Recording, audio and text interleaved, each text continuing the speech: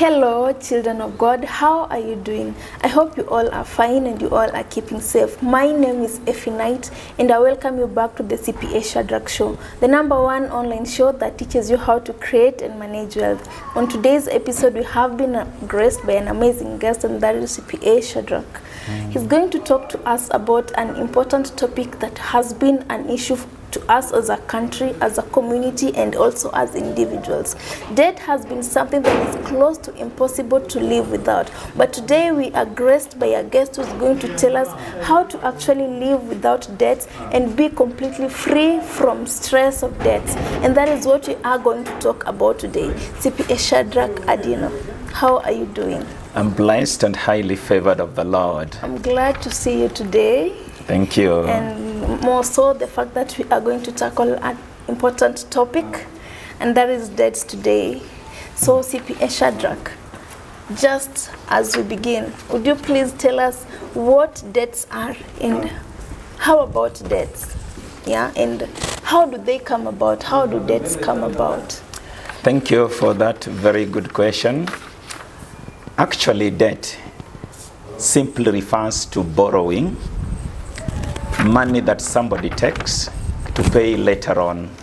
It may be because of one reason or another, but the baseline is somebody borrows some money for whatever reason and intends to pay back this debt later on. That is all about debt. Yes. Would you please tell us how they come about? Or you just told us what debts are. Yes. How do they come about? Thank you. Thank you. Now, debts come as a result of various reasons, depending on one individual, from one individual to the other.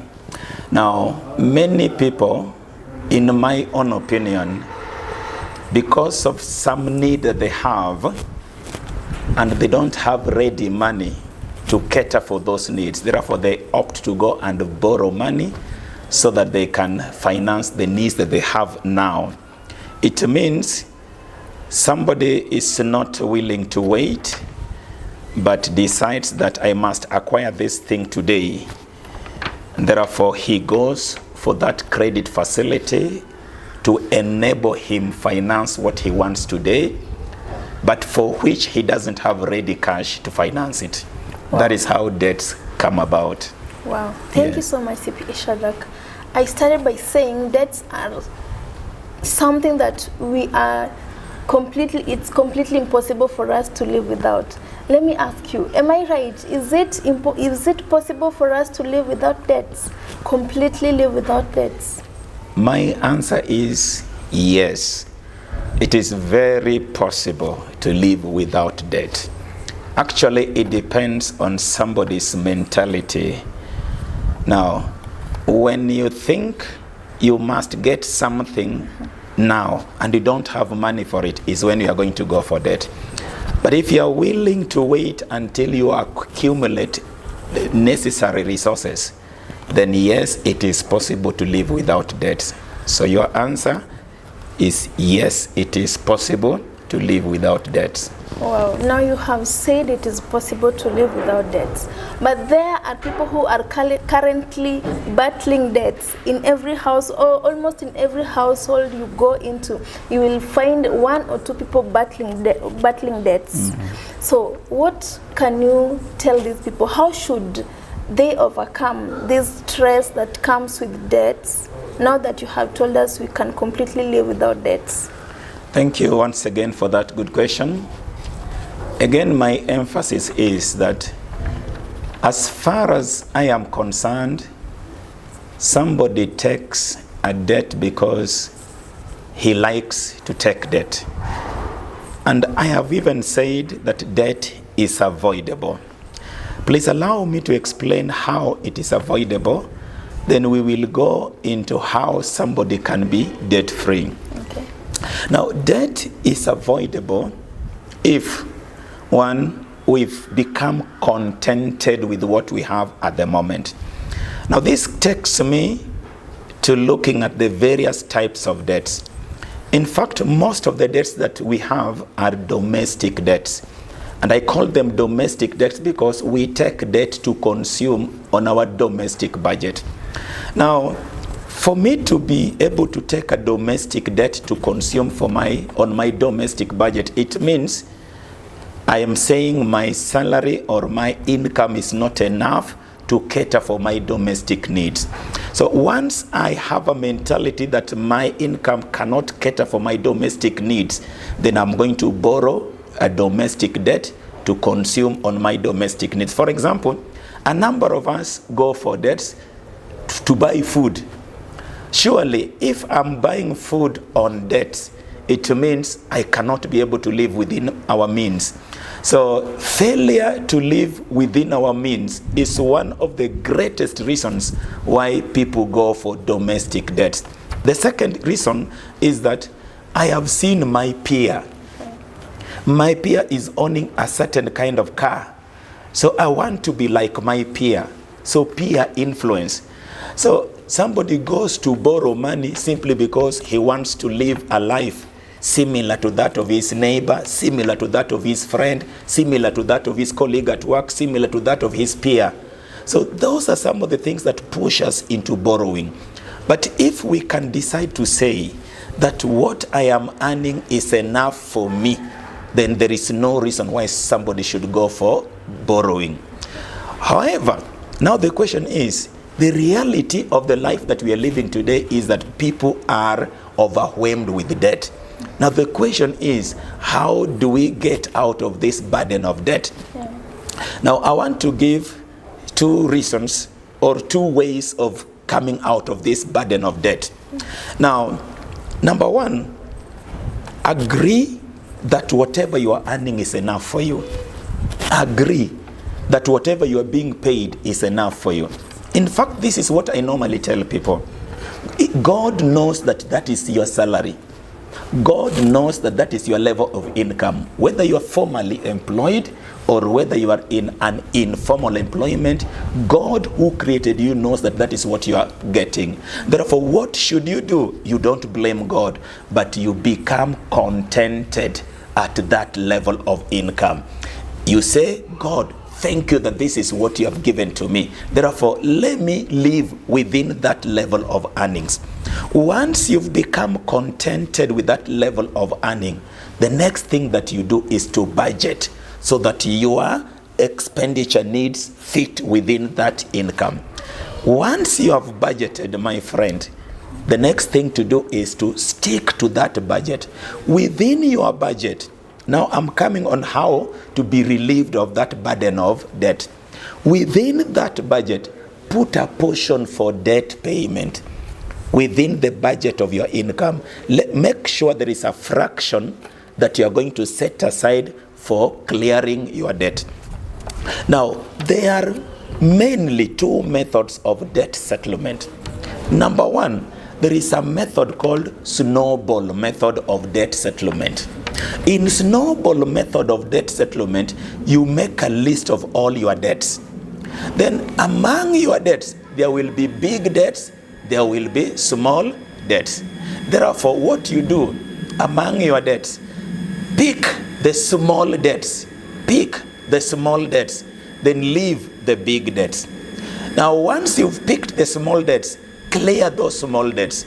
Once you've cleared the small debts, it will psychologically tell you that I am able to clear my debts. That is snowball method. Now, avalanche method is method number two. Avalanche method. Avalanche method tells you that let me start with the debts which are more costly. Debts which are more costly. More costly in terms of repayment interest rate on those debts. Because you are saying, why should I keep suffering high interest rates? So you want to deal with high interest rates before you go to small interest rates, because you are dealing with the cost of financing that debt. So those are some of the ways that somebody can use to ensure that he repays all his debts and becomes free from being a debtor. Wow. Yes, please. I have heard you so keenly, and I have heard you mention two methods of settling debts, and that is snowball method Yes. and avalanche method. Yes. Now, CPA Shadrack, I have just had this in mind. Can we add debt deadline as one of the factors to consider when settling debts? Now that you've only mentioned 2, can we add the debt deadline? Because you can settle debts according to their deadlines. Can we add that? Oh, thank you for that. Thank you for that. In fact, it is very important also, while you list your debtors, you should also list them in order of settlement date. There will be debts that will be required to be settled quickly. There will be debts that will be required to be settled later on. My answer to your question is yes, we should consider settlement date as one of the ways to consider when we want to settle our debts. So the answer is yes. Wow, thank you so much for that. I've heard you talk about debts and how you've been explaining about it. Now, is debt completely prohibited, or are there certain circumstances where debts can be acceptable, where debts can be useful? All right. Now, I think that is a very important question to our audience. Now, if you're asking me whether debt should be completely prohibited and whether there are certain exceptional cases in debt management, my answer is yes, debt is good, but it cannot be completely prohibited. Now, debt for domestic consumption, as I've explained earlier, should be a no-go zone. Because as far as domestic consumption is concerned, somebody should practice to live within his or her means. Therefore, domestic debt, I'm saying, should be a no-go zone, and other kinds of debt. However, there are certain circumstances where even me, I will say yes to debts. I will advise somebody to go for debts. Now, I want to explain a few cases where debt is very useful and somebody should be allowed to finance his activities using debt. Number 1, if you find there is a business venture that is very lucrative, very viable, and will help generate returns big enough to repay that debt, then I'm telling you, if you don't have ready money for that business, go for a credit facility, borrow that money and put it in business, because it will give you cash inflow big enough to repay back that debt in total. That is example number 1. If you have a project, for example, you have a rental property that when you put up or when you buy, then it will give you cash inflow big enough to help pay for that debt. That is a condition and another additional circumstances where somebody is supposed to go for a credit facility, acquire that rental property, because once you acquire it, the rental property will pay for itself. Number 3, if you borrow money to buy something like a domestic property like a house, and that house is going to help you reduce on your expenditure, and the reduction of expenditure is big enough and it outweighs the amount that you are going to pay on debt. Imagine you are saving on a certain expenditure and the amount of savings is bigger than the amount of repayment of debt. That one I would advise you, please run quickly and acquire that credit facility and buy that property. So in summary, debts are useful if they help you acquire business or property which will help you generate cash inflow or make a savings on expenditure big enough to pay back that debt. Under those conditions, please go ahead and borrow money so that you don't miss on such opportunity. Wow, so you have given us the circumstances where one can acceptably or usefully take a debt or a loan, right? Now there's someone who wants to now take a loan. Would you talk to him or her on the factors he or she should consider before taking a loan? And when you talk about where to take these loans from, maybe a bank or a SACCO, when to take a loan and how to take these loans? Thank you. Factors to consider when you want to take a loan. Number 1, consider the cost of borrowing. Okay. When I talk about the cost of borrowings, the interest rates that credit providers charge on their money vary from one institution to another. The interest rate also depends on one's negotiation ability. So when you want to take a loan, please shop around for those credit facility and ensure the credit facility is charging an interest which is relatively lower compared to other credit providers in the market. So number one, consider the cost of borrowing. Number two, find out if that interest rate is charged flexibly. In other words, is it a fixed interest rate, or is there room for adjusting rates depending on economic times? You know, there are some credit providers that when they see economic times becoming harder and harder, they adjust the interest rates upward. So make sure you know the terms and conditions of that credit facility. Just ask the bank, is the interest rate fixed, or it will be flexible and it will vary depending on economic times? If it is flexible and they have room to vary it, don't go for it. If it is fixed, you are sure that is the amount of interest that you are going to be paying over the duration of the loan. So number two condition is ask whether the interest rate is flexible or it is fixed. Number three, compare. For example, there are certain financial institutions. I really love SACCO societies. SACCO societies have a very cheap interest rate. If you want to go for a credit facility within the range that can be given by a SACCO society, please go for a SACCO society loan. Why? Because in the market, the finance market, normally they charge 1% per month on reducing balance. If you compare that SACCO rate with the bank rates, you'll realize that the SACCO rates are relatively cheaper. So those are some of the few factors somebody should consider before he goes for a credit facility. Okay, wow. Yes. Thank you so much for that.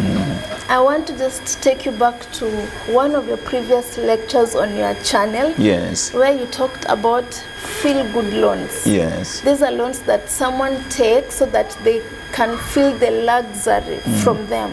For example, when someone takes a loan to buy a private car, Yes. when someone takes a loan for weddings, or when someone takes a loan to buy his own house. Yes. Let me ask you, are there circumstances or special occasions where these feel-good loans are of genuine benefit? Oh, good, good. Yes, I remember I did a presentation one time, and I discouraged people from going for feel-good loans.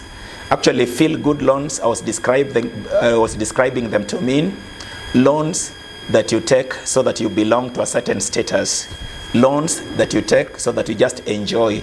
They have nothing in return. Now, I want to say, yes, there are certain times, conditions, factors where somebody can go for a feel-good loan for wedding, for private vehicles, for homes, and maybe for other parties. What are these circumstances under which somebody can go for feel-good loan? Now, you should only go for a feel-good loan once you've acquired property that will help you pay back those loans. You should not take a feel-good loan only to be left with it and sacrifice your salary to pay it back. It means, as far as I am concerned, you are not ready for that feel-good loan. There's no way to please people, entertain people, call people for weddings, yet after they shall have been happy and gone away, you are yawning, you are starving, you are suffering in your house simply because you took a feel-good loan. Under those circumstances, please, I advise you not to go for such feel-good loan.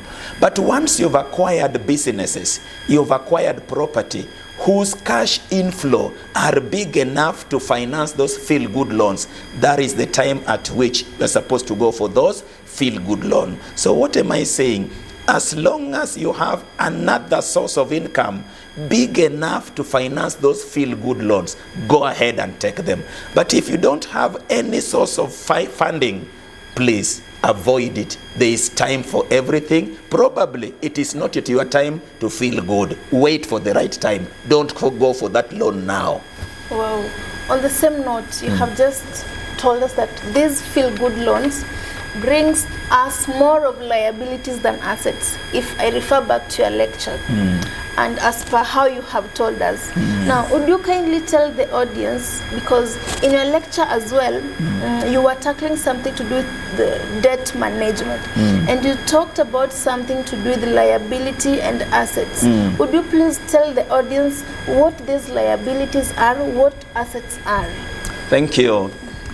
Yes, in my previous presentation, I talked of avoid liabilities, buy assets. Now, let me explain what liabilities are. Liabilities, as far as the context of this presentation is concerned, means that you are acquiring certain financing or certain funding, probably to buy property which will not help you generate cash inflows. The action that you've taken to acquire this property or this financing will leave you with a gap or with a hole that you must continuously fill. In summary, liabilities are those items that end up draining from your resources. Their work is to drain. Their work is to drain. They don't add anything to your resources. So if you acquire a property whose work is to drain your resources, that is what I'm referring to as liability. Now, when I talk about assets, I'm referring to property or financing. After acquiring this property, it will help you generate cash inflow. Cash inflow. You acquire it, and after acquiring it, periodically money will be flowing to you. Money will be coming to you. Let me give an example of liabilities. One of the liabilities that I'm discouraging people to take, I'm discouraging people from taking, is a private car.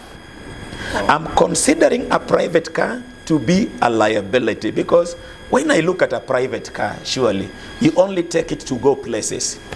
You want to go to the market, you want to go to the shop, you want to go to work, you take it. What money you will get from this private car is not there. It will only keep eating into your resources. It will tell you, fuel me, service me, take an insurance cover for me. All those the vehicle will demand, but the money will be drained from your resources, and it will give no money to you in return. An example of an asset is like a rental property. You buy a rental property. What will the rental property do for you? It will keep generating money for you. Cash inflow, cash inflow. So if it is giving you cash inflow, it is an asset. If it is draining away your resources from you, it is leaving you poorer than you were before, it is a liability. Wow. But yes. CPA Shadrack, buying a private car, should I consider it a liability really? In as much as it needs me to fuel it, but again it's saving me from bus fare every day to and from where I'm going to, you know. It's saving me time and every other thing, paying for the fare prices. Yeah, why do you consider private cars liability? Very good question. Actually, the way you reason is the way many of us reason. That's why they end up buying private cars, and instead of being contented with the bus fare. Let me explain how a private car is a liability. Remember, if you compare amount of money you spend on bus fare and the amount of money you spend on maintaining or running that private car, figuratively or mathematically, you'll realize that the amount of money you spend on a private vehicle is much more than the amount of money you spend as bus fare on public service vehicles. So if you compare the two, the cost of public service vehicles and the cost of maintaining and running a private car, the cost of running a private car relatively is much higher than the cost of running on a public service vehicle. That is why I consider them to be liabilities. Okay. That is so nice, CPA. But let me ask you the last question. Yes. Assume I'm in Nairobi and I normally have my work in Kisumu. Yes. So that requires me to always be paying bus fare 1,000 bob or 2,500 to and fro every other time I travel. How about if I save or take a loan to buy a vehicle that will be taking me through that distance? Which one is better? If I use my bus fare from Nairobi and Kisumu and from Kisumu back to Nairobi all the time, or I take a loan to buy a private vehicle? Very good question.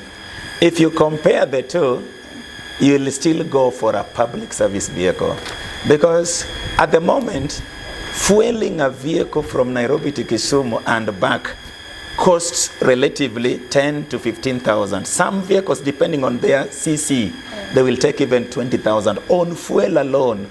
Imagine you've not considered wear and tear. Imagine you've not taken into consideration insurance covers and other things. Let me tell you, it is still much cheaper, comparatively cheaper, to go by public service vehicle other than going by a private car. And I'm not saying a private car is totally bad. I'm only saying a private car is good as long as you have acquired properties that can help you maintain that vehicle. But if you don't have property, if you don't have another source of cash inflow, please don't go for a private vehicle prematurely. Wait until you are financially capable, then buy a private vehicle, because you know, whatever consumption, whatever maintenance cost, you have other sources of income that will help you maintain it. But with the salary and this kind of economy that we are in, please be contented with a public service vehicle. Be contented with what Kenyans call matatus until the time is ripe for you to buy a private vehicle. Wow. So listeners, so CPA Shadrack, having said that, would you give us your parting shot in a nutshell? Anything to do with debts, liabilities, and assets? Thank you, thank you. My dear viewers, my parting shot is, please avoid liabilities. There is time for everything. Concentrate on saving, concentrate on accumulating your resources so that the right time will reach when you will go for those liabilities. My advice is concentrate on buying assets. Assets are those items that will help you generate cash inflows. If I'm supposed to advise you on priority items, please concentrate on assets, avoid liabilities for the time being. There is time for everything. A time will come when you are ready for those liabilities. Thank you, and may God bless you. Thank you so much. It has been an amazing, educative, and informative session here with CPA Shadrack today. For more of such videos, kindly visit the CPA Shadrack YouTube channel. Don't forget to like, don't forget to subscribe, and don't forget to share this video with your contacts. Don't forget to turn on the notification bell so that anytime a new video is posted, you will be the first person to be notified on the same. Anyway, till next time, may God bless you. Bye. Thank you. God bless you in Jesus' name. Amen.